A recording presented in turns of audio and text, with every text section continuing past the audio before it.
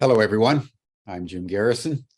I want to welcome you to this session of Humanity Rising as we convene our fourth of 5 programs on Compassion 2.0. We're mindful that we're talking about compassion and benevolence and love at a time when the world is convulsing with war, not only in Europe, but since last Saturday in the Middle East. And I want to continue my reflections on what's going on in Palestine, most specifically between Israel and Gaza. And today, I want to draw a parallel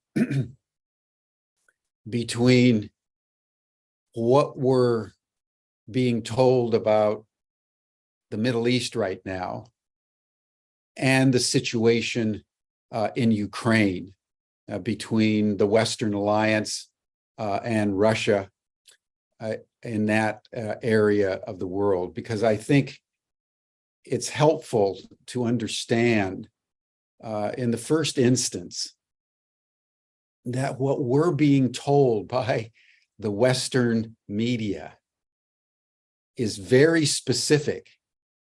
And it's almost as if North America and Europe are in a bubble where we're telling ourselves one story about what's going on, while the entire rest of the world is engaging in another narrative, in another dialogue. And starting with Ukraine, the Western media was very unified that Russia was the enemy. There was an unprovoked attack against Ukraine. Ukraine needs to fight back, supported by the United States and NATO, to defend civilization and its sovereignty and its freedom. And war was what we needed to do. No discussion of peace, no discussion of negotiation. The rest of the world has had a completely different narrative about Ukraine.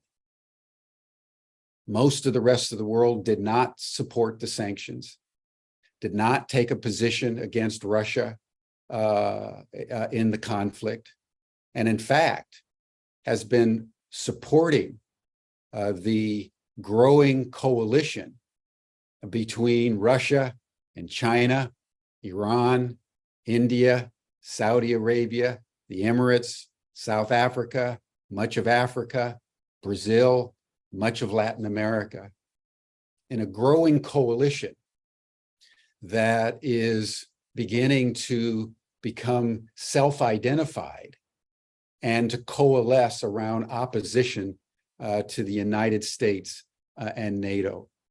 You see it happening again with what's going on between Israel and Gaza. What is the narrative that we're being told in the West?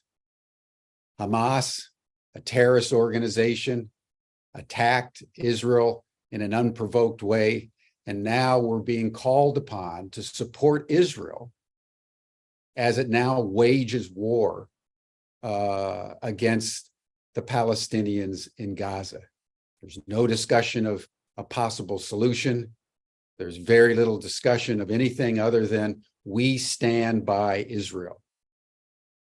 Meanwhile, the rest of the world is engaging in a different conversation. It's a conversation about how does this current conflict fit in to the history of the last 75 years? And how can we prevail upon the United States and Israel to return to Resolution 242, passed by the United Nations in the aftermath of the 1967 war, that calls for immediate negotiations for a two-state solution? It's also the case, and it's very important that we in the West in particular take this in. There's indications that Hamas was not acting alone, but had the support of a variety of nations as it began its preparations for the attack on October 7th. Iran, in particular. There's conversations as we speak between Russia and Saudi Arabia, between China, which has brokered the peace agreement between Iran and Saudi Arabia. So what we're looking at, in a certain sense, as we think about what's going on between Israel and Gaza, it can be seen in some way as a second front, with Russia confronting the United States and NATO in Europe, and now Iran and the Middle Eastern countries confronting Israel and the United States and NATO in the Middle East. And what we need to take in my view, is the fact that what is happening is part of an extremely layered and complex shift in the geostrategic reality of our world, from a unipolar world in which the United States controls planetary affairs as the suzerain, to a multipolar world in which a growing number of nations outside of this bubble of North America and Europe are beginning to coalesce and very consciously and strategically challenge the United States, Israel, and the Western European alliance. And so as we think about compassion, as we think about global capitalism in relationship to capitalism, we also need to take in the dramatic developments in the geostrategic context of our world and the tectonic shifts in the power equations in different regions around the world. And if you think about it in its most broad, comprehensive sense, the BRIC countries, Brazil, Russia, India, China, formed about 20 years ago, now expanding to include 20 or 30 other countries, including Iran, are now becoming a self-conscious community that are engaging in a strategy of de-dollarizing world trade. So that the BRIC countries are now engaging more and more in local currency exchange, which is eroding the power of the US dollar. And now militarily, both in Europe and in the Middle East, they are providing cooperative support for those actors that are willing to engage in open conflict. So the consequences of what's going on in the Middle East right now, like in Ukraine, are fraught with uncertainties and dangers for a narrative such as ours in the West that is talking about war as the only solution to a particular problem. And it is not unless and until, in my view, that we, whether it's in Ukraine or in Palestine, transcend our addiction to war as the final instrument of policy and begin to embrace negotiation and peace in Ukraine, starting with a ceasefire, and in Gaza, a cessation of the occupation and a meaningful pathway toward a two-state solution, which most of the world supports, that we're going to be able to bring any kind of compassion, any kind of harmony into the geostrategic order of our planet at this time. So just some thoughts from me on the situation in the Middle East and the Ukraine as we begin today. And I want to now turn the program over to my good friend and colleague, Tom Eddington. Tom, thank you so much for all that you've done to support the building out of Humanity Rising as we evolve toward Humanity Rising network. And I turn the program over to you. Yeah, thank you, Jim, and thank you as always for your opening comments. It's been a terrific week talking about compassion 2.0, and how do we bring compassion 2.0 into the world in the way that we need it. And it's your comments are speaking to many of the systems that are in place. And today we're going to focus a bit on capitalism and specifically the Sustainable Development Goals. And if we look at a little bit of the history, I mean, here in the US, our economy is a consumption economy. About 70% of our consumption comes from consumers, or not 70% of our economy comes from consumers. And most of what we're consuming is based on an extraction mindset, that the earth is there for us to extract from, to take from. And on August 2nd of this year, we had depleted the resources for the year of planet Earth. And so we're essentially borrowing against the future through the remainder of 2023. And that mindset of both the economy and the impact that it's having on planet Earth is resulting in a path towards destruction of humanity and of many of the species. And so we are talking today about what role can compassion play in helping us change the Sustainable Development Goal, or change the way that humanity is existing on planet Earth.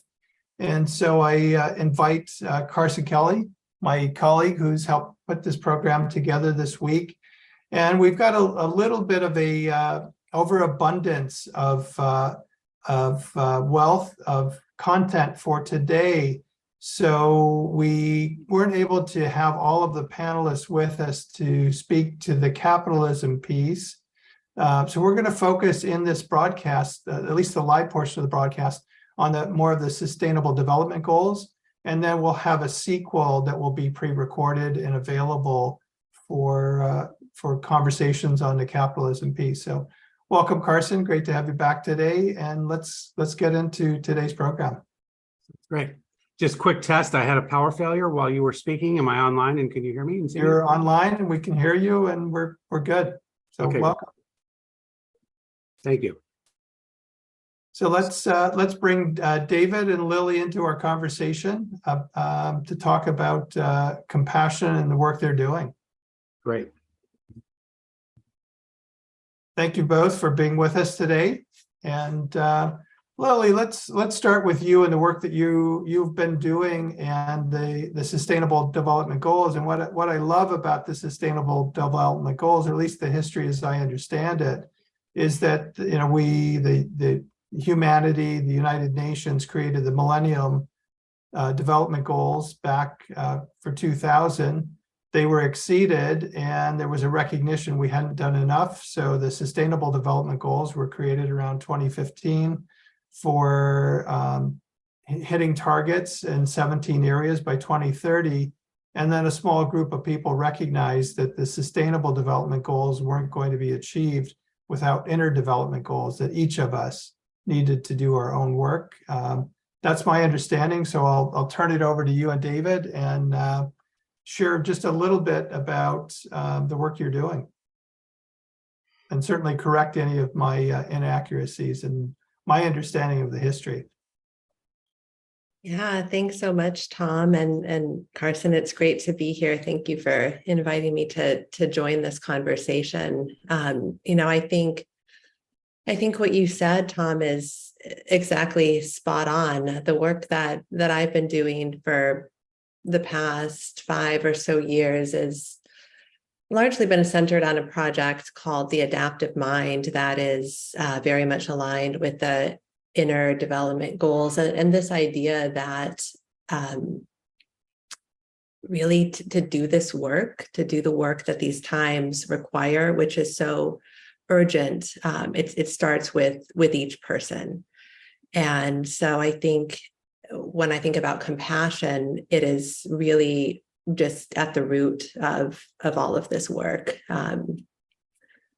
If I'm remembering the root of the word compassion correctly, my Latin's not great, but I think the root of it means something like to bear, right? To bear or to suffer. And compassion isn't an easy thing, right? We look at the world, we look at the state of the world this week, the state of the world in these times, the state of our planet and our earth. And to really look at that is to bear a tremendous weight. How can we do that as humans who come with our own legacies of suffering and trauma? How can we bear that? And so I think for me in my own story and for the work that I do, it starts with that acknowledgement that we start with the humans, and in the case of the adaptive mind, and in many cases the inner development goals, humans that are within systems and organizations, and acknowledges that to meet the moment of what's required in these times, we have to work to develop some essential skills and capacities within ourselves and within our groups. And I'll stop there and invite David in. Thank you. Well, also, let me begin by thanking the organizers for the opportunity to join you here. When I think about the role of compassion, of course, coming from a background as a retired professor of Buddhist philosophy and as a Zen teacher, compassion is an extremely important part of the Buddhist path, but it's also very much connected with the realization, the wisdom that acknowledges our non-duality. So what strikes me most about our situation today is the parallel between what Buddhism has always had to say about our individual predicament and our collective predicament today. That is to say that we feel this sense of separation. You can understand the Buddhist path as a way in which we let go of our sense of separate self and realize our interdependence, our non-duality with others and with the world. And I think that's really at the root of the larger ecological crisis today, that it seems to be the same problem writ large, in that we as a species, we as a now modern civilization, feel this sense of separation and treat the earth as simply a source of resources for us to use in any way that we want to. And you could say that from that perspective, something like the ecological crisis is almost inevitable, insofar as we're going to treat the earth in that way, that we're going to get to a point where there's a kind of a karma, and we realize that ultimately our own sense of well-being can't be completely separated from the well-being of other people. And what I think Buddhism in particular, and speaking as a Buddhist here, what I think our tradition, that tradition has to offer, the single most important thing is what's called the Bodhisattva path. That is to say, a two-sided path where we continue to work on our own transformation, which emphasizes wisdom and compassion, at the same time as we realize that, our own personal transformation isn't sufficient, that we need to be engaged. We need to be out in the world, relating to other people and doing the best that we can. So from a Buddhist perspective, compassion is absolutely essential. In fact, I'm reminded of my all-time favorite quotation by a Neo-Vedantin named Nisargadatta, who I think expressed this very well when he said, "When I look inside and see that I am nothing, that's wisdom. When I look outside and see that I am everything, that's love. Between these two, my life flows." Well, wisdom and love, or in Buddhism, we emphasize wisdom and compassion. What I love about that is the way it shows the connection between them, that love isn't, or compassion isn't simply a kind of feeling, but it is a way of being. It is a way of living in the world when we individually are aware of our non-duality with others and with the rest of the biosphere. And it seems to me that's the kind of challenge that we're facing right now on a species level. And that also, I think, clarifies too why simply institutional transformation isn't going to be enough, that we also really need to look at our own role, addressing our own, what Buddhism would call the three poisons: greed, ill will, delusion, and transforming them so that we can actually do a better job of embodying compassion. So why don't I stop at that for the moment? Well, thank you both for your comments. David and I had a chance to talk a bit prior to this recording, and one of the topics that we were exploring together was a thesis that, and so I want to kind of build on what he was saying, is this idea that environmental care is really ultimately an act of self-compassion in that sense. So to kind of build on this notion that, you know, if we think about the extractive modality that we find ourselves in, right, the modality of scarcity, and I'm sure there are neuroscientists could tell us exactly what part of our lizard brain or what part of the brain where we're operating from there. If we can move further into our, you know, our brain evolution, so to speak, and come from a different place of empathy and compassion, and we can come out of an extractive modality and where the world is an object, right? To your point, David, in the sense of we are the great subjectivities that have this objective world available to us to consume, to do whatever we want to with it. I think, you know, another idea, a step moving forward is to embrace and to recalibrate and to think and to feel and to be present with that there is no separation ultimately, right, from our own environment and the rest of our experience and the rest of the people.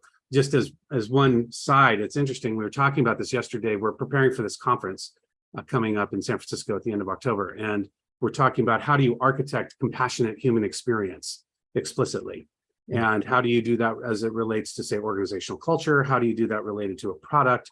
And Jay Vidyarthi, who was actually on our call or on our Zoom the other day, brought up something brilliant, which, because he too is also a Buddhist, and not that this is necessarily Buddhist, but the notion of when you think about, as a designer, when he thinks about architecting experience for a product, it's often around user experience, UX, right? So right there, you presuppose that you're trying to understand how the user's experiencing this thing that you've built for them to experience. And in his genius, he's come forward with the notion that we called LX, life experience, in the sense of if you design a product, it's not necessarily a primacy of a particular user using a product, but it's that person's experience plus future lives experience plus the lives of all sentient beings experience. So just the idea of recalibrating how we design and how we build and who we're building for, right? So we start to move into this notion of kind of a seventh generation principle, where we design for the future and also for the fish and the giraffes and the trees and so on. So anyway, I'm just kind of curious, these threads kind of keep coming together in different ways. So, you know, David and or Lily, or let's start with you, David, just since you were speaking about this, any comments to that? Yeah, thank you very much for following up on that, Carson. That seems exactly right to me. And what I would add is how by objectifying or externalizing the natural world, we're also making it into a means to our ends.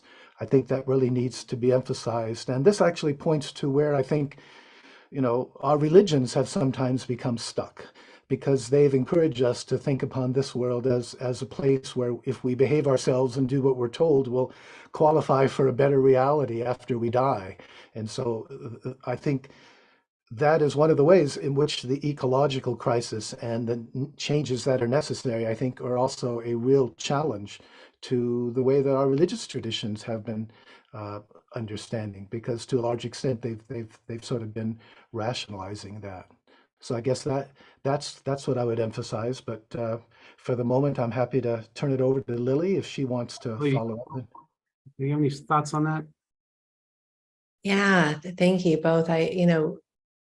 Beautiful words. And I really love the idea that compassion starts with the self, with self-compassion. I think that has to be the beginning. And it also, I think it's important to acknowledge that this condition, this human condition of non-duality and of objectifying, of separate, of otherness, and of objectifying the earth and beings within the earth is something that we have imposed, but is also imposed on many of us systematically, and in particular those who are the least fortunate, who are suffering the most. Even things like access to nature, the idea of connecting with the earth, of being in community with other beings, is something that is in many cases only available to those of us who have tremendous privilege already. And even with that, to access it is something it's a hard path, right? There are a lot of forces that are trying very deliberately and very strategically, and have over time, to make that path difficult. So I think it's so critical to start with this idea of compassion for the self and look at each of us as individuals, the suffering that we're experiencing, and to start there. And then when we're able to acknowledge that, I think we have a chance at making a path to the type of connection with others and with the earth as one that we need to do. Yeah, I think what you are bringing up around the equity, what I would call the equity of access, I think is so terribly important, and not one that personally that I often think about, because to your point, I have great privilege, and I'm in Northern California, the redwoods are here, the ocean is right over there. I mean, it's very, very fortunate to be able to be here geophysically. And I think you're spot on. Lily, I'm curious to learn more too about your work, and to tell us a bit about the kinds of things that you're doing. And Carson, before we go there, just real quick, given we were just talking about religions, Father Joshtrom Kureethadam from the Vatican and the Pontifical University in Rome wasn't able to join us, but we do have a brief video, and I think it might be good to bring his comments into the conversation. So, Georg, if you could play the video, and then we'll jump back to you, Lily, and Carson's question. One second.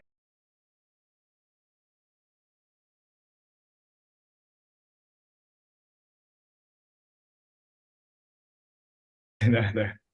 Yeah. Okay.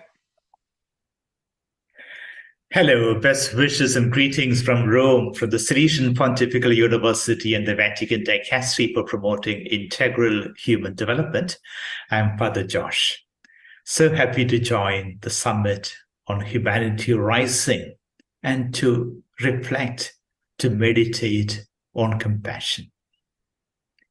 We are living in a moment, unfortunately, within a culture of indifference. Something that pained me since the last few weeks was the huge tragedy in Libya, the Hurricane Daniel that struck the Mediterranean, and especially Libya, and 20,000 people died. And I was pained by the lack of attention in the international media.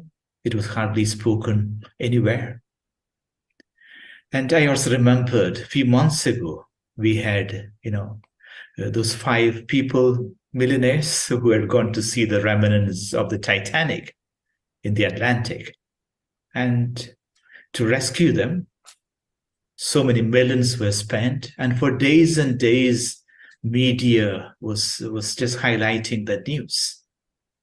5 people, and here were 20,000 people from a poor country who lost their lives overnight, and we have been indifferent. So I think this is a moment we need to recover our compassion. Compassion, as we know, comes from Latin. The word is pati, is to suffer, and comes to suffer with. I think the best element of humanity is when we can suffer with. We see it when her baby is sick. The mother feels the compassion. Mother suffers with the child. We see it when I think of Saint Francis of Assisi. It was sufficient for him to see an animal suffering. And some days ago I was reading, Saint Francis was walking through the city and he found a boy who was taking pigeons to the market to be sold. And Francis said, "Can you give me those pigeons?" And the boy delivered the basket to them, to Saint Francis. And Saint Francis just freed them. He said, they are birds. They need to enjoy the freedom of being birds. So he was a very, very compassionate person. And that's what we see on the cross. God who became one of us in Jesus Christ and suffered with us. And he died on the cross for us. So I think the best of religions, best of our faiths, the best of humanity is contained in being compassionate. I want to close by saying that compassion is what really makes us self-fulfilled. It's what helps us in our self-realization. Many psychological studies have shown that real happiness comes when we live our lives in service. And some of the happiest people we see, I think of Pope Francis, with whom I've been serving these years, as such a joyful person, because he's a life lived in compassion at the service of others. I come originally from India, so I think of Mother Teresa of Calcutta, who lived all her life for others. And on her face, there was an indelible joy. And so compassion is not something, a burden. Compassion is something that we need to embrace, because that will bring the best out of us. Individually, that will bring the best out of us, humanity. And in this critical moment, when the planet is suffering, when so many God's creatures are suffering, when so many of our fellow brothers and sisters are suffering, it's time that we raise our game. And the game that we need to raise is that of compassion. And I dream of waves of compassion, flooding the fires that we are causing all over, the fires of hatred, the fires of enmity, the fires of waste, and the way we are ravaging the planet, the bodies of the poor. That these waters of compassion will also not only purify us, but also renew us, will give birth to a new humanity, a new earth. Like in the book of Revelations, this is the last book in the Bible. And one of the very last chapters, Revelations 21, speaks of John's vision of a new earth and a new heaven. So I dream, I visualize a new earth, a new heaven, a new humanity rising on the waves of compassion. Let's be compassionate to ourselves, to one another, and to all God's creatures. Thank you so very much for listening to me, and God bless on our journey of compassion.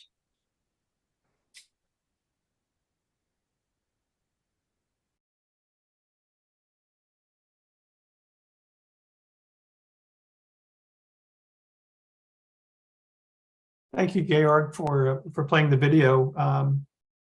And so, Lily, just following up on Carson's question. Yeah, well, what an honor to get to follow my response with that video and those incredible words. I like that the father ended with journey, because I see the work that I'm involved with, and I see this task at hand as very much a journey, very much a practice. The work that I've been involved with, and I guess to start with, just a tiny snapshot of my own journey, comes from exactly what we've been talking about. I started working on issues in the environment and climate, and specifically as an ecologist dedicated to species and natural systems conservation, and found it just to be impossibly hard to bear. Again, it's this idea, it's so easy to turn away, right? And we have to do that so much as humans. We all do it. And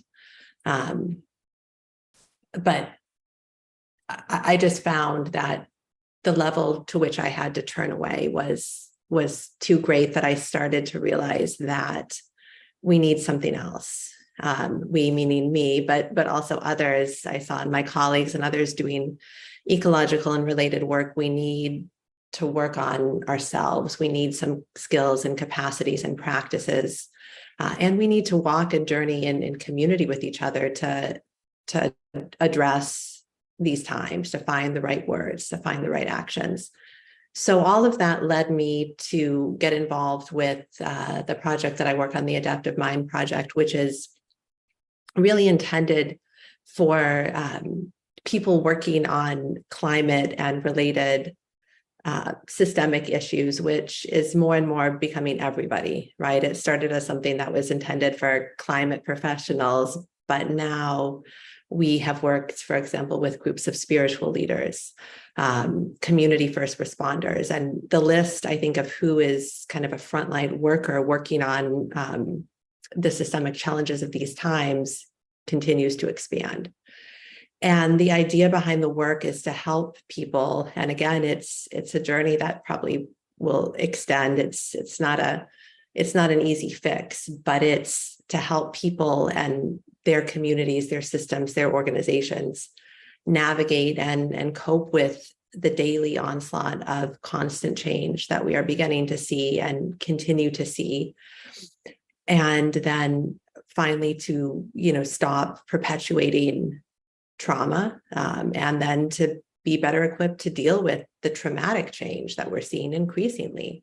And of course, some of us have been dealing with traumatic change for many generations in ways that are more widespread and severe than others, but more and more of us will be dealing with traumatic change because of what's happening to the climate and to our planet.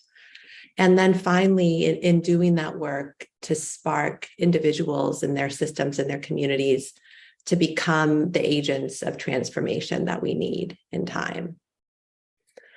So it takes very many different forms, and the work that I do it really draws on a lot of different practices and sources of knowledge, nature-based, earth-based wisdom and traditions, a lot of different psychologies, depth psychology, neuropsychology, trauma-informed psychologies, and then also deeply on anti-racist and restorative justice work.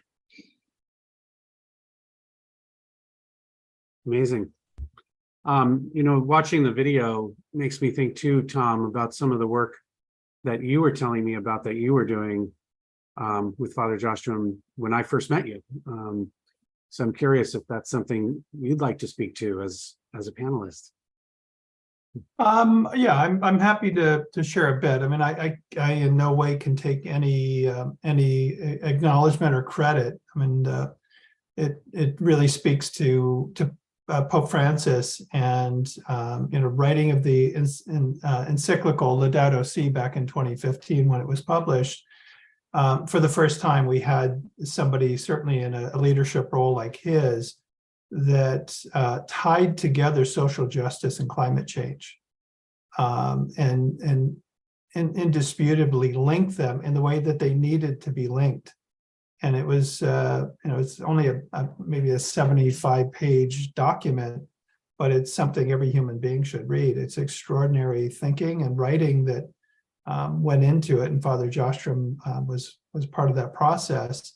The Pope just released Laudato Deum, which is essentially Laudato Si Part 2, and it takes the next step in Laudato Si, which is how could the church, with Laudato Si and the work that's happened since then, both educate and inform the 1.3 billion Catholics on the planet, but also within the church practices.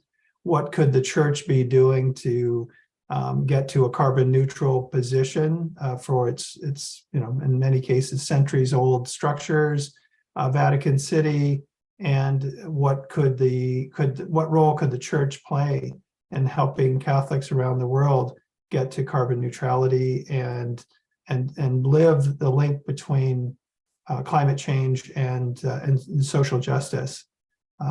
Picking up on something that Lily was just sharing, there are estimated to be 80 million climate refugees on the planet right now. And that number is projected to grow to 200 million by the end of this decade and about 1 billion by 2050. Talk about compassion. We as a species don't seem to be able to handle that kind of exponential growth or any kind of exponential growth.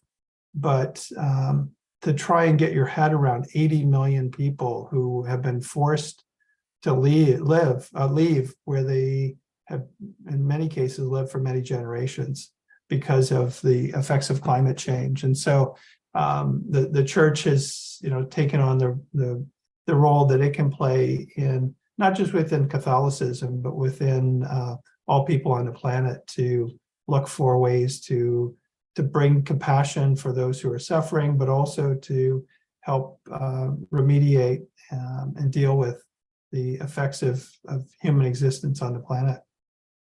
No, it's tremendous. It's such real leadership. It's beautiful to hear. And then David, to you, I know that, again, your work has really involved a lot of combination of ecology or environmental framing, these are my words, not yours, and the Dharma, to the point where there's something called the eco-Dharma. So I'm wondering if you could just spend a little bit of time telling us what that is. You're on mute.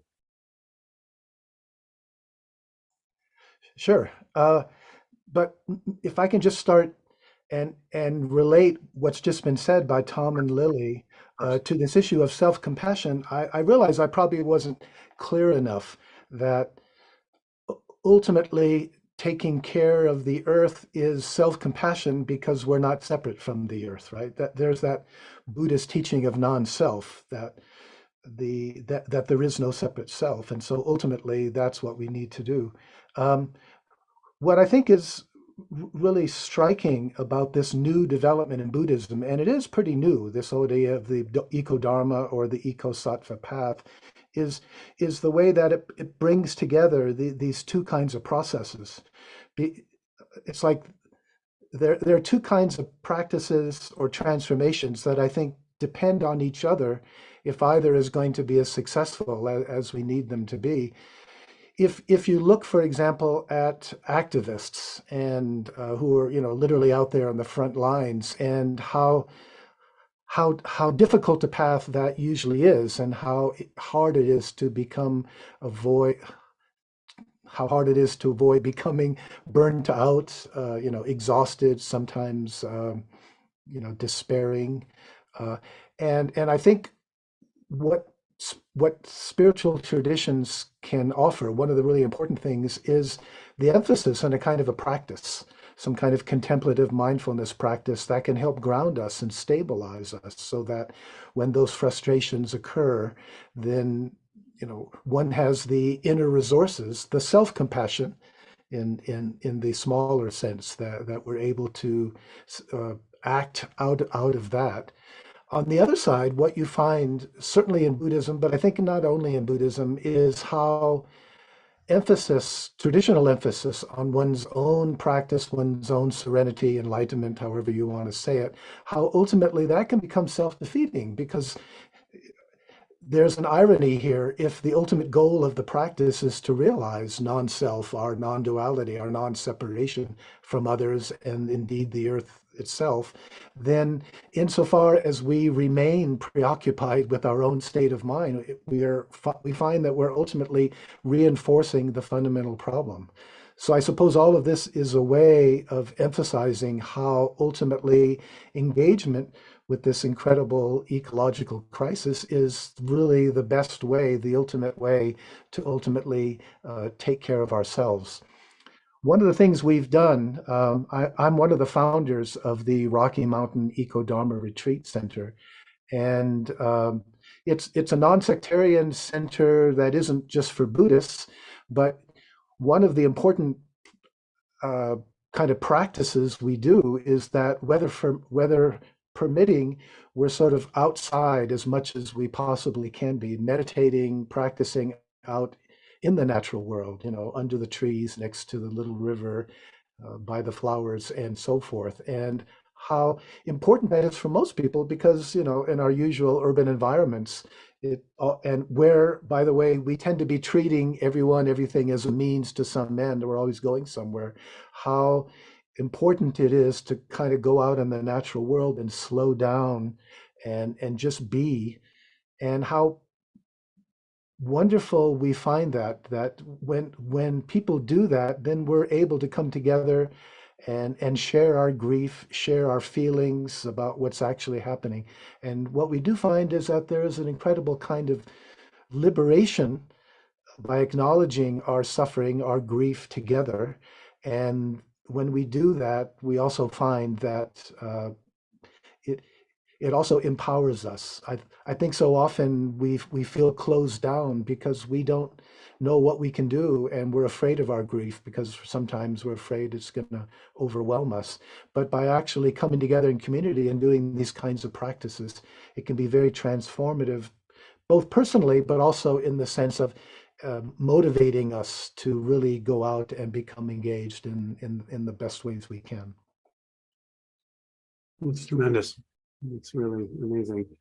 So it does bring me back to something, though, that Tom mentioned earlier, which is these numbers. 80 million people currently displaced. And Tom, you said 2050, it's anticipated to be 1 billion. Is that correct? That's the current projections. That's just, to your point earlier, Tom, the scale, at 80 million, let alone 1 billion. Wow.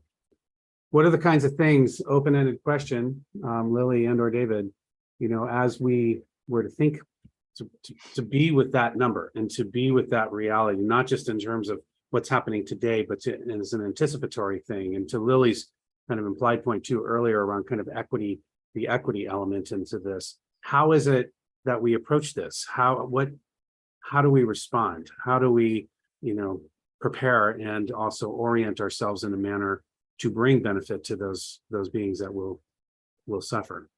So, David, I'll start with you, and then maybe Lily. Sure. Yeah. Well, that's a huge challenge, isn't it? And it's one that probably none of our governments is prepared for. But here,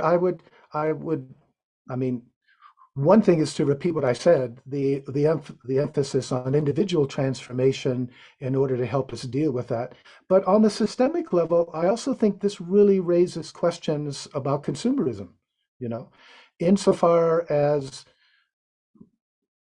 we have an economic system that depends on consumerism, depends on constantly persuading us that it's the next thing we buy that's going to make us happy.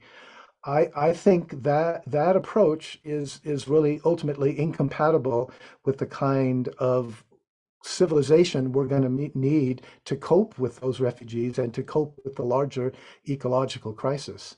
I think we need to reflect more and more. It seems to me like, frankly, consumerism is the dominant religion of our time. If religion means teaches you what's important and how to live in the world, let's be honest. I mean, consumerism is where it's at for most people, even for those who go to church on Sunday or the temple on Saturday, whatever. And so that's something that we're going to have to look at very seriously, and find ways to challenge that. And I'm not saying I have the answers, but what I'm trying to suggest is let's see the relationship between the problems. Yeah, between a social economic system that basically encourages us to define ourselves as consumers, and the kind of refugee and ecological problem that we're facing today, because they're not separate. Yeah, it's so important. I think, that all ultimately, like we've been saying in many different ways, it comes back to our own self, our own orientation and our existence, being comfortable with this as ontologically being comfortable, in the sense of just being and breathing and so forth. And kind of, again, speaking to some of what you were speaking to earlier, just that sense of ease. And it feels like there's the pain and the suffering is so extensive, and maybe we don't have all of the mechanisms necessary or opportunity for people, but that pain does lead, I think, to a desire to medicate, in a sense, right? To buy and to consume and to move through this world. So the suffering, individual suffering, does manifest so deeply in so many ways. Lily, any thoughts that you want to add to this?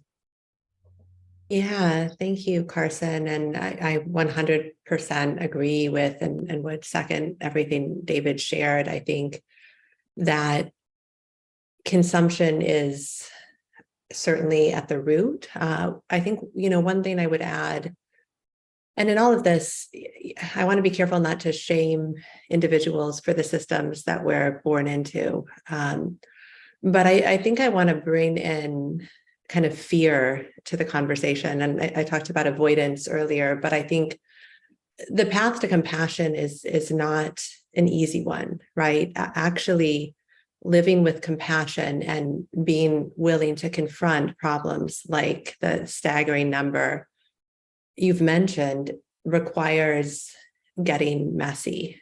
It requires getting dirty, not getting out, knocking on doors. Jim, at the beginning of the conversation, spoke about a narrative. And I think that that's something that I've been thinking of this week in light of everything happening in the Middle East, as I try to make sense of it and hold my own identities as an American Jew and as a descendant of Arabs. How there's so much fear, I think, in people trying to find a narrative, people, and especially I would say those of us committed to peace and compassion and doing this work. Nobody wants to make a mistake. No one sometimes wants to dig in because of a fear of the wrong words, of causing harm. Young people I hear say they don't want to run for office or be involved in politics because it's so corrupt. And I think that they're one maybe early step in trying to approach some of these tremendous, intractable, impossible to even conceive of, inconceivable problems is being willing to face that, being willing to use our voices and to engage and to reach out to each other to build trust, even if it is deeply hard and painful and messy and imperfect. Yeah, that's so well said. So well said. It's difficult. Life is hard and difficult. There's some pain that's involved. And oftentimes I think in my own reflections of my own path of self-inquiry, it's to your absolute point is the willingness to look at one's own pain and suffering and challenges and choices that have led to pain and suffering for oneself and for others. And also be able at the same time hold that space of saying I wasn't necessarily the originator of those original choices, even though I chose them, right? So that everyone has, it's like traumas in a sense is like kind of ice cream, everyone has their flavor, but everybody has ice cream at one level. And it's just a question of how it shows up. And so it it's that balance, that permission. And, we're going to have Chris Germer tomorrow on the show, who is a pioneer in self-compassion and a clinical psychologist and a researcher and just tremendous. So I'm looking forward to that. But I think, again, Lily and David, in terms of what you've both been speaking to about self-compassion, yes, it's addressing that. And then the downstream results, right, with building relationships, having community, easing our own fears, easing our own pain, and therefore reducing the need for unnecessary consumption of things that are only short-term fixes that aren't going to solve the problem. So yeah, it's a profound issue. And it's, again, Tom and I've talked about this in many different contexts in some ways, and it's what Compassion 2.0 is trying to do, which is to say we need to recognize and understand that our pro-social nature is neurobiologically based. We are, literally designed to be pro-social and to connect and be with others. And the more I do this work and the more I talk with amazing people, the more it just continues to solidify that we have to go turbo. We have to lean into this quickly and figure out exactly how to move the needle on alleviating suffering for other and for self. And once we can do it with self, which I think is the biggest challenge, then doing it for other becomes, I think, easier. Now, there are other amazing teachers out there that I'm sure would teach me something maybe different, maybe not, I don't know. But yeah, we are out of time in a sense. Oh. So anyway, Tom, any thoughts from you about all Yeah, of that? I wanted to pick up on something that Lily was talking about earlier in your work. All indications are that achieving the Sustainable Development Goals by 2030 is likely not going to happen. The Inner Development Goals, thank goodness there were folks that recognized they were a critical piece to us achieving the SDGs. And so I'm wondering on a sort of a psychological, emotional, social level, when the SDGs, or if the SDGs are not achieved by 2030, what impact that's going to have. How do people stay engaged in their inner work? How do we get folks to more people to do even more inner work? And I'm curious if you've got a perspective on that.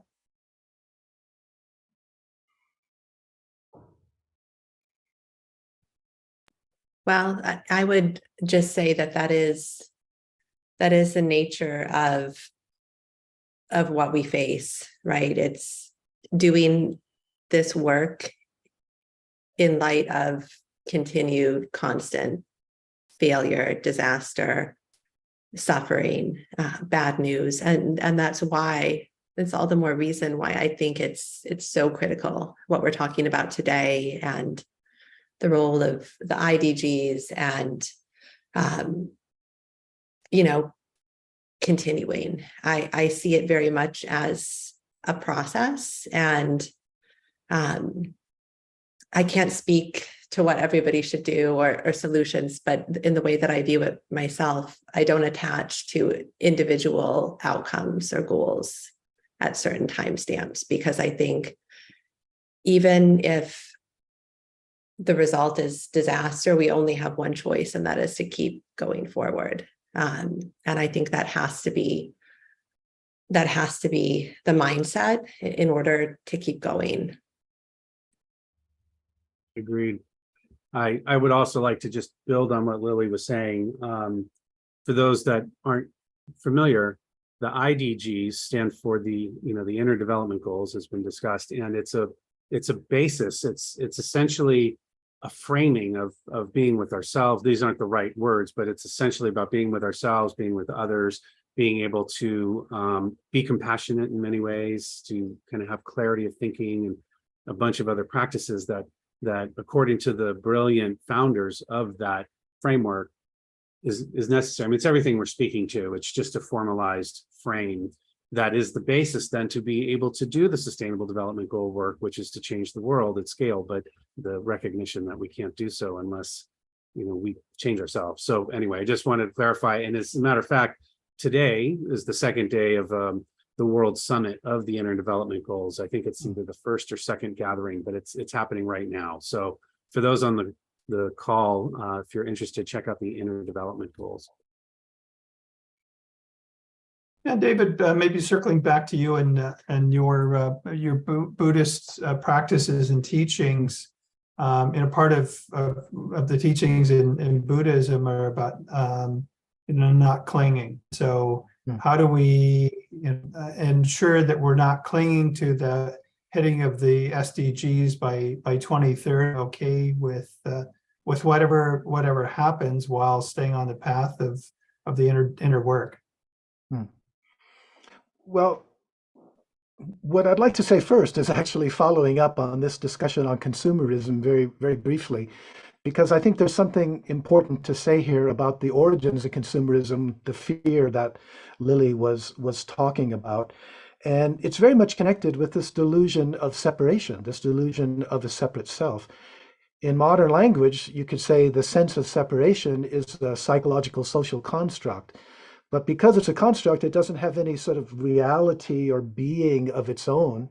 And therefore, insofar as we feel separate, there's, I think, an insecurity built into that. And the way that we normally experience that is as a sense of lack, as the feeling that something is wrong with me, something missing, isn't, I'm not good enough. And I think that so often is what gets fed into consumerism, is what our system offers us as a solution to that, and these preoccupations with what I call lack projects, making money, becoming famous, consumption. And I just think it's important to see that connection, because it also highlights the importance of self-compassion, self-transformation, how we're really not going to be able to get where we want to go without dealing with that, because that's constantly going to get in the way, that fundamental insecurity of the sense of self. And Tom, I've already forgot the question you asked me because I was so preoccupied with that answer. Could you repeat it very quickly? And I promise to be very brief in my response. Yeah, it was really just, from a Buddhist perspective about not clinging to achieving the SDGs, and how do we be okay with whether the results are achieved or not. Thank you for that. And that's so important. And this is, again, an area where I think a Buddhist perspective has something to offer, because even the Buddha himself emphasized, the actions of an awakened person are, without attachment, basically. That basically we're in a situation now where it's incumbent upon us to do the very best we can, not knowing if anything we do is going to make any difference whatsoever. And we can't know that, but that also doesn't take away any of the responsibility for us to do the best we can. 2 points there. Number one, I think one way to look at it is to see that our actions are our gift to each other, our gift to the earth. And any genuine gift, you don't do it because you're expecting something in return. It's not really a gift. It's to be given wholeheartedly, acknowledging our sense of connection. And the other thing that well, why don't I just leave it at that for the moment? I think that's very I really think we need to emphasize that at this point. Anything any of us can do is going to be very limited, and we don't know. But this is where an essential Buddhist teaching about not knowing, I think, is important to remember. Yeah. And thanks to the path that we have, like, something like meditation, mindfulness, it doesn't have to be Buddhist, doesn't have to be religious, but some kind of contemplative practice that can encourage us to ground ourselves, then that inevitably will help us deal with this question about, frustration that happens when things don't go the way that we would like them to. How do we deal with that? I think that's when we need something like mindfulness meditation along that line.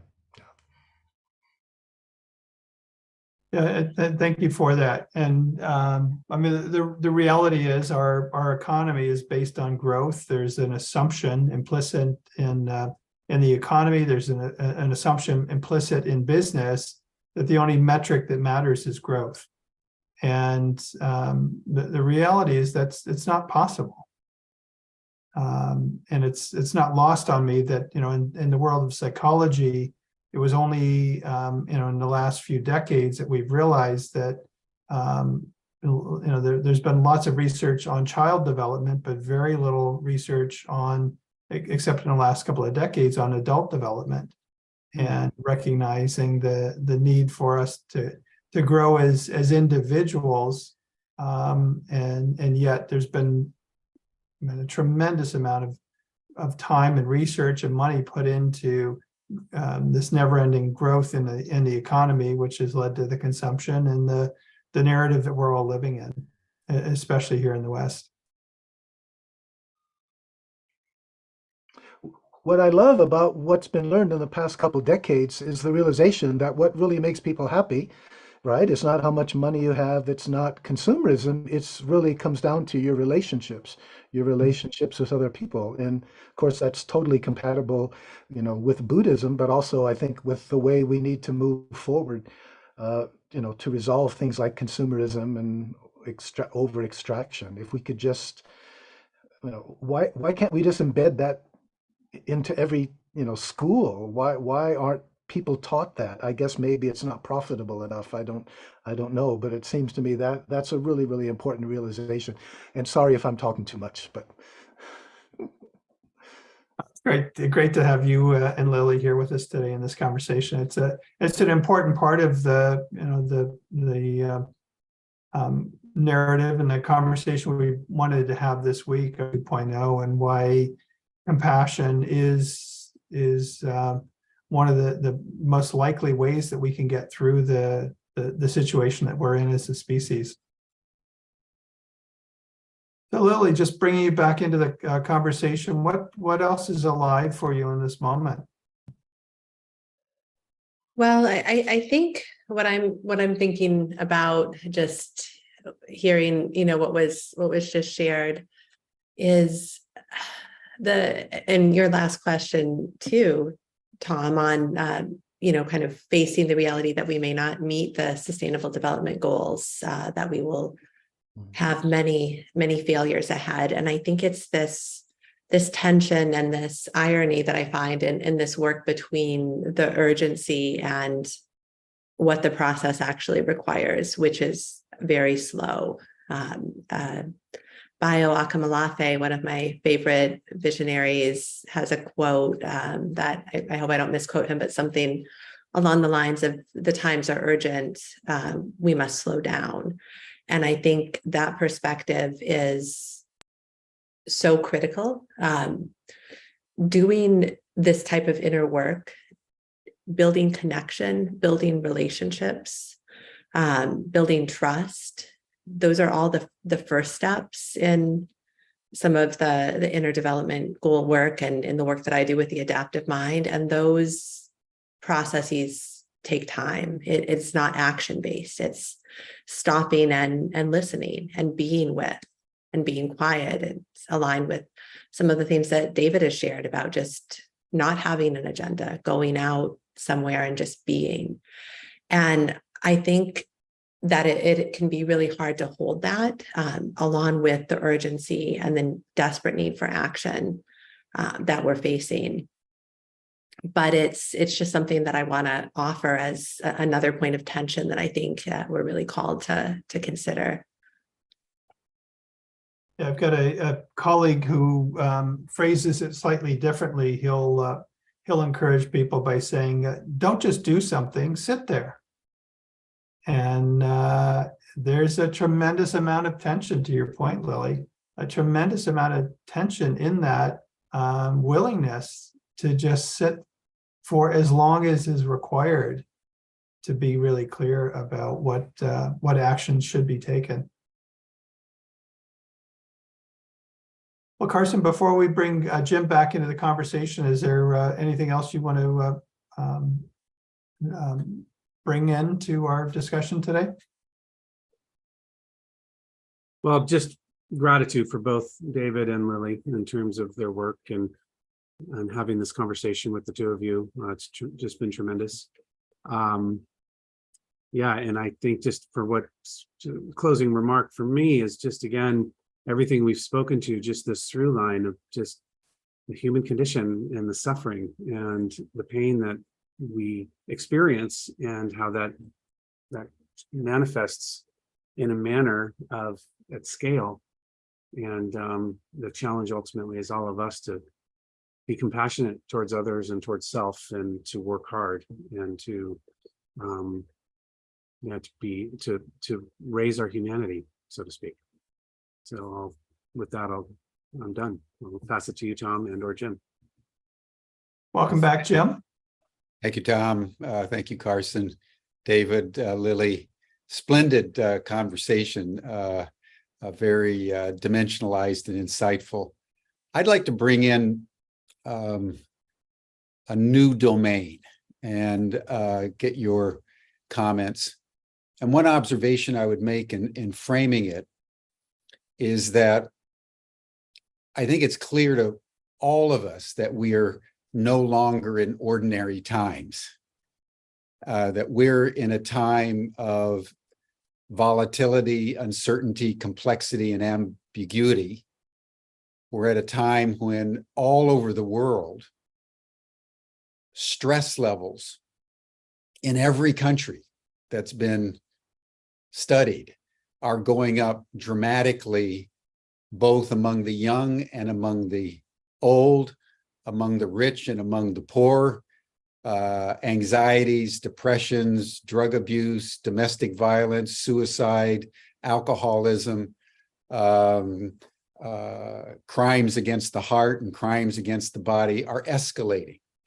We're at a time when climate change is spinning out of control, such that Secretary General Gutierrez, who 3 years ago said that we are now in code red, at the General Assembly a couple weeks ago in New York, he says we're no longer even in code red, that humanity has opened the gates of hell.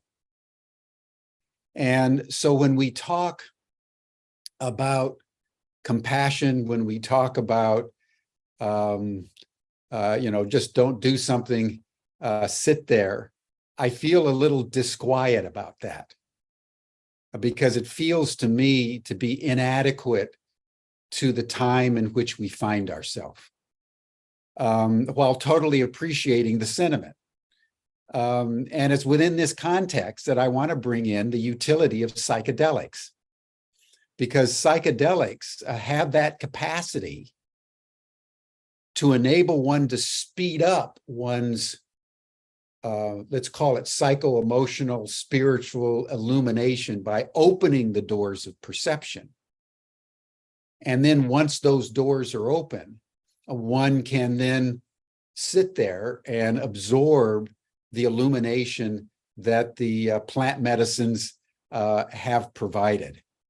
Because it seems to me that in our world where, just if you think of what Tom said earlier, of 1 billion people displaced, just take that in. Look at Henry Kissinger today said that the biggest mistake Europe made was allowing in too many immigrants. Right? This is Henry Kissinger. This is the dean of it all. And he was asked to comment on what's going on in Gaza. And look at the border of the United States. And that's with, 80 million displaced around the world. So it's within this context, it seems to me that we have to speed up and slow down simultaneously in a highly and increasingly conscious way.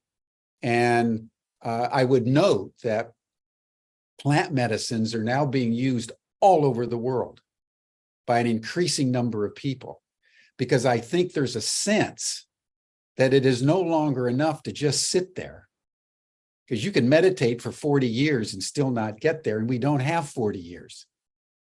So anyway, Lily, David, would love to hear your comments on what my general remarks are, but specifically on the utility of psychedelics and plant medicine to aid in the cultivation of spiritual illumination and compassion. Lily, would you like to start, or shall I go ahead first here? Go way. ahead, David, and then I'll add on if I have any. Okay. Yeah. Well, I'm really struck by the synchronicity of that introduction. Let me just say briefly, in response to this question of sit there or act, why not both? I mean, that's the whole point of the Bodhisattva path, that you don't sacrifice personal transformation for social or vice versa, because they really need each other. But getting back to your main point, I think you're touching on on something that I also think is extremely important, and I'm hoping that will actually become a larger development within the Buddhist community, because I'm of that generation, and maybe you are too, Jim, where late 60s, early 70s, yeah. Great There was an time. explosion of interest in Buddhist meditation centers, etc., in the 70s. Why? Because of the psychedelic revolution in the 60s. And personally, I'm convinced, I know, and it's not only me, it's almost all the teachers of my generation, the Buddhist teachers, it was acid trips and other psychedelics that first opened our minds and made us aware. What they do is when you say take a plant medicine or LSD, the world transforms and you realize that we experience the world in the way that we do because of the way our mind works. And if our mind works, we're going to live in a different world. That's huge. That changes everything. Totally. It's also important to realize that it's not simply, the solution isn't simply to keep taking more LSD or whatever. We know people who've done that. As Ram Dass put it, psychedelics are a window, not a door. And, what many of us realized is, wow, there's this other way to live, this other way to experience, but that it has to be pursued in another way. The other thing I want to reinforce, though, is exactly what you said. The path of meditation in and of itself is extremely difficult and extremely slow. And I really believe that some combination or initial encouragement with something like plant medicine can be extremely important, especially given the urgency of the situation. Yeah, we definitely need something new. And of course, we know this has been such an important part of so many indigenous traditions. And this is, I think, one of the things that our present religious traditions are going to have to incorporate. So thank you for raising that. Kind of came out of left field, but I think it's very, very relevant to what we're talking about. Thank you, Jim. Yeah. Over to you, Lily, Lily. any comments? Yeah. Well, I would agree tremendously with what you just shared, David, and I appreciate the question, Jim. I think that plant medicine holds tremendous promise, and I think that we're really at a point where humanity is also just suffering from the lack of advancements in psychological treatments and medicines, and holds the new research on plant medicine is incredibly exciting, and picking up on what was abruptly left off in the 60s and 70s, and I think can really serve as an accelerant. But I would also say, and I'm not a psychologist, I'm married to a psychologist, but I would also say that I don't think it's a silver bullet. And I think that it's important to acknowledge with that. And I really liked your framing of it's both, David, right? The action and the inaction. I think that we need everything that we can get to help us get there. But plant medicine, for example, has the potential, I don't want to say to cause harm, but it requires other work. It requires you to be doing the work along with it. And it's not a magic one and all the problems, we have all the answers, right? So these paths are messy and long and complicated. And while we need to act and engage right now, I think my points earlier around slowing down were really emphasizing that some of these pieces cannot be rushed, right? There's no leap to awareness and understanding. Some of it maybe can be accelerated by plant medicine, but some pieces, the relational pieces, that is over time, that is building trust, that is learning ways and practicing ways to be in solidarity with each other as humans. And as much as we want to, we have to see it, I think, as a practice, as a process, and not let a lack of perfection or a lack of getting to where we are striving for stop us from following that path. Yeah, good. Important caution, Lily, that there are no silver bullets out there. There are a lot of bullets, but there's no silver ones. So thank you for that. I'd like to just get your comment because I want to return to this context specific to our time as humanity teeters on the brink of self-destruction along with about 1 million other species as the world ecological matrix breaks down and spins out of control. And as Father Josh pointed out in his video, there was a climate event where 20,000 people were wiped out and the Western press didn't even really notice. That's how habituated we're becoming to climate disasters. And I want to draw on an observation made by Ilya Prigogine, the Nobel laureate in chemistry in the late 20th century, who talked about chaos theory. And remember, his assertion for which he got a Nobel Prize was that there was a relationship between what he called islands of coherence and the sea of chaos. And that the important point that I'd love the two of you to comment on is that he said that coherence does not develop in a disconnect or in the absence of the chaos. Because that's how most of us think. Well, if you want to slow down and relax, you go out into the mountains and you just, you pray and relax away from the chaos. He says that the energy it takes for coherence to deepen to such an extent that it can cause a qualitative shift of state of the chaos is determined directly to the degree that the coherence trim tabs the energy of the chaos itself. So that there's a fundamental relationship between the work that you're calling upon us to do and our participation in somehow direct alignment in whatever way with the rising, what he calls the rising sea of chaos. So I would love to have both of you comment on how you understand this relationship between chaos and coherence.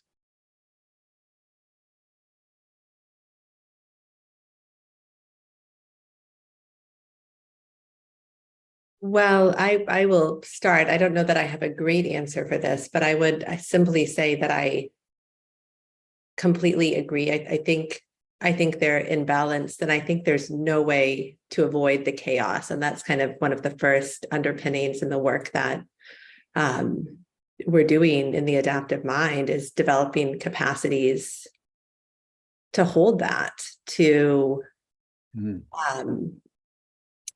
be with it, and to move forward toward coherence and to understanding as chaos intensifies. And I would also say that I think it's necessary. I do believe that some level of collapse is necessary for us to make the shift that we need to make as humans. And I think we're starting to see that, but it will continue to accelerate. And I think developing the capacity to be with that and to grow and hold a coherent mindset is critical. And I would also, one other thing I would add is that I think we can look to communities that are already doing this. I think there are some of the people that have been most impacted can, I think, be leaders in these times. And that's what we really need, because there are communities and people that have been dealing with tremendous chaos in various forms for many, many years. And those voices and those wisdoms can be lifted up and can serve the rest of us as we look for a way to navigate that. Do you have any communities in mind that you would point to?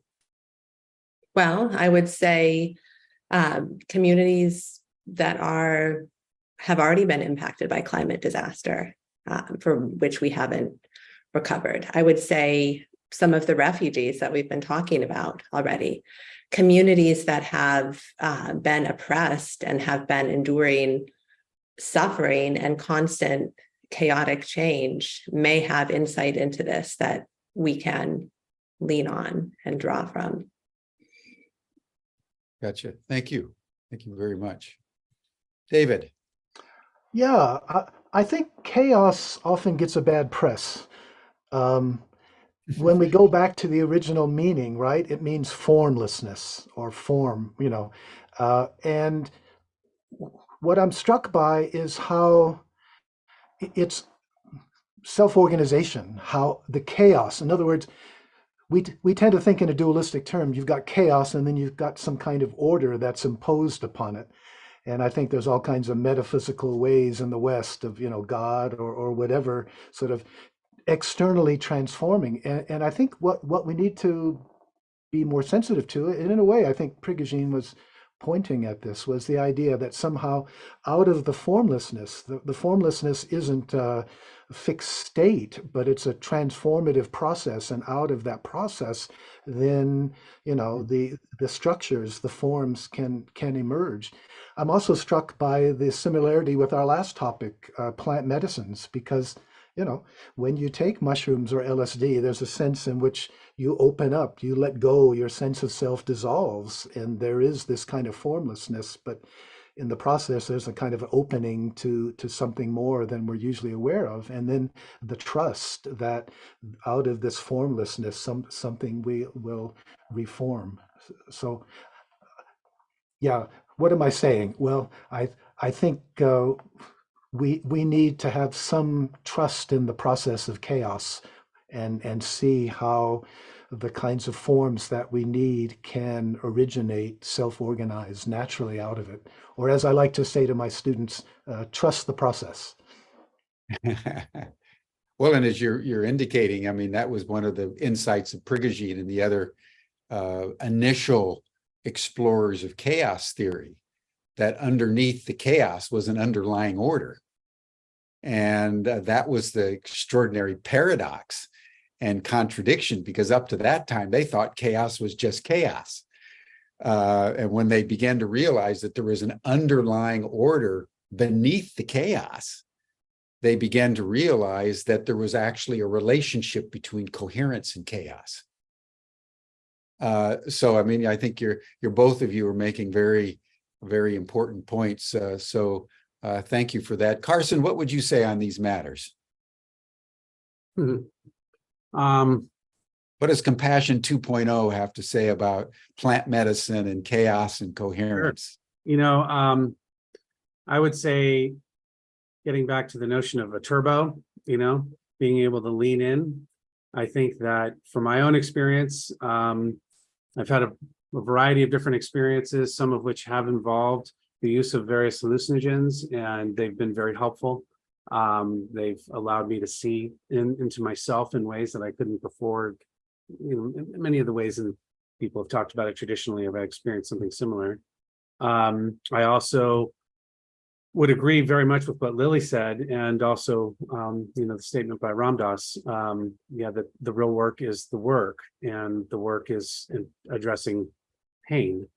And I would also add too, what came up for me was thinking about what Marianne Williamson was speaking to, about just kind of being in the void and being in that, and being comfortable in that space as well.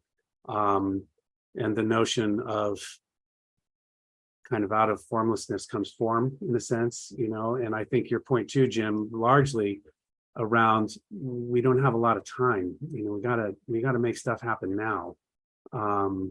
So the call is urgent, and the call is steep, and the hero has a big journey to go through, and whatever tools are available to the hero and / heroine hero and heroine, I don't know what the non-gender term is, but the implication is it's non-gendered. Whatever is up for that person to get through that chaos of one's own self-pain, whatever tools available should be utilized very quickly at scale. So I don't know, I don't mean to trivialize this, but the urgency is there, it's real. Well, I think, the point that you're making, Carson, is a seminal one. Whatever we're doing, we have to turbocharge it. Mm-hmm. In the sense that, it's not how would you turbocharge silence? How do you turbocharge action?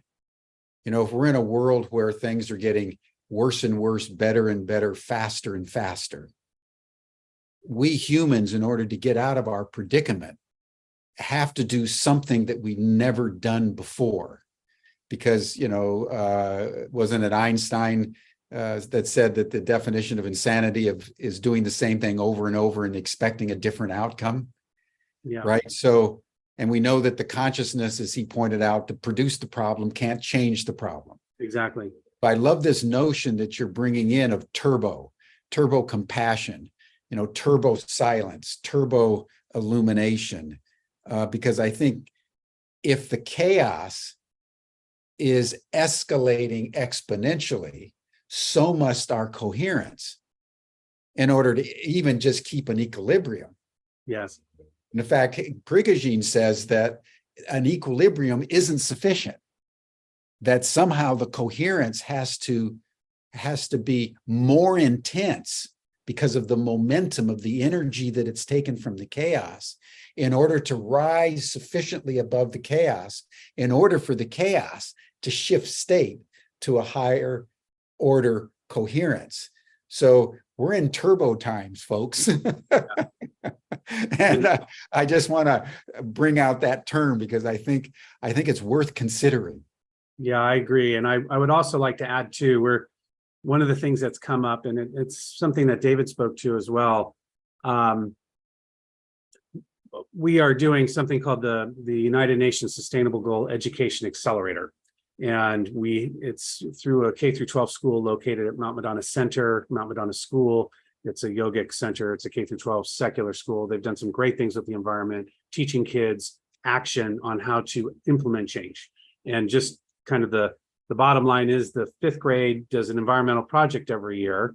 And, there's like 12 kids in this class, and they lobbied California state senators to come and view this movie that talked about this environmental issue around plastic microbeads.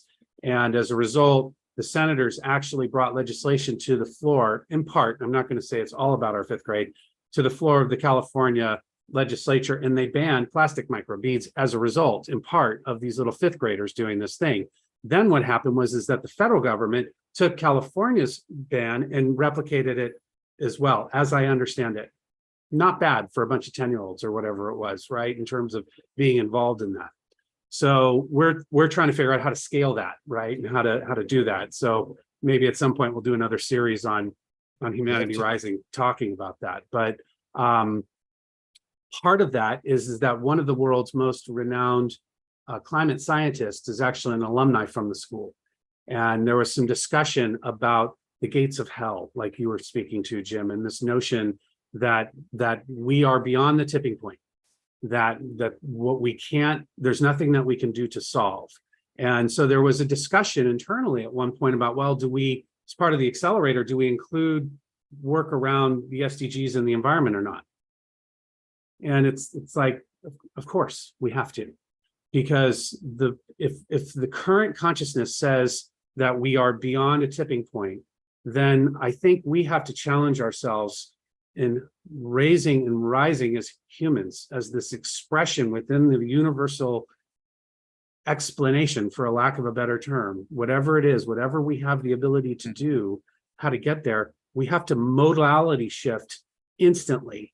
And to your point about the consciousness that you were speaking to, that can't create the solution from if it created the problems or whatever the exact words were, I think that modal shift we have to go hard, and we have to, of course, teach kids about the environmental impacts and what they're facing, so that some sort of, what's the word, youth frame or reframing or just reevaluating with the consciousness and the consideration can be done at a higher level, to your point, to then raise this equilibrium, or this I'm not sure the word you used, but the balance, if you will, against chaos to another level. And I'm not sure I'm being clear. I apologize, but I think the underscore of it all is yeah, turbochargers. We got to go hard. Well, what do they say? Go big or go home. Yeah, exactly. Yeah. So, Tom, what would be your comment, and then tee us up for tomorrow? Oh, you're on mute. I'm taken back to a conversation we had with Dr. Zach Bush back in January, and he walked us through the 6 mass extinctions that planet Earth has experienced, and each of the species that have evolved from each of those mass extinctions has been a more complex species and operating at a higher level of consciousness. And he posited the idea that humanity has served its purpose. It's liberated all of this carbon from beneath the earth into the atmosphere, so that whatever happens after the 6th mass extinction, the species that will be present on planet Earth will be carbon dependent in a way that we as a human species. And so it's a very provocative notion. But what it reminds me of is that much of this conversation has been very human-centric, necessarily so, and yet we're operating in the consciousness of Gaia, of Mother Earth, and so there's a humility in that perspective, that maybe we have served our role as a species on the planet, and hopefully whatever replaces us will operate at a higher level of consciousness than humanity has. Aside from that, I do, back to the conversation around psychedelics. I mean, we have certainly witnessed people who will do a spiritual bypass and not have done the work, and so that's that is present, that is necessary, that's there. But it does serve a purpose. It does serve a role. It's not the only way for people to expand their consciousness. Thank goodness. Switching gears and talking about tomorrow, we're gonna get to the piece of compassion that we haven't talked about. We've referenced, but tomorrow we're going to dig deep into self-compassion, which is a critical piece of this week. Is how do each of us, in the context of what we've been talking about today, where the state of the world is, what we're faced with, how do we all have the self-compassion that's necessary to navigate these times? And today was a great tee-up for tomorrow's conversation. So Lily, David, thanks for being with us today. Carson, it's been a terrific week and fun collaborating with you. And Jim, I'll turn it over to you. Thank you, Tom. Thank you, Carson, Lily, David. Splendid conversation. It's hard sometimes to talk about these virtues like love or compassion or justice or mercy or peace. They seem so elusive in our world, but nevertheless, given the situation in our world, are urgent imperatives for us to understand very deeply and seek in whatever way we can to embody in our lives and in our community and in thought and word and deed. So I've been feeling graced this week by this conversation about Compassion 2.0. So that'll bring us to a close for today, everyone. You're welcome to the after session chat. You'll see the link in the chat box. You also received it in your Zoom invite. And then we'll see you all here again tomorrow for our 5th and final session of our 5-day program on Compassion 2.0. And I would just leave everyone with a single word turbo. We need to turbo whatever it is that you're doing. Inner, outer, for the world, for yourself, for your family, chaos, coherence. Our times call for unusual action. And I think that this notion of turbo compassion, turbo peace, turbo acceleration is something well worth considering. Thank you, everyone. Bye for now. See you tomorrow.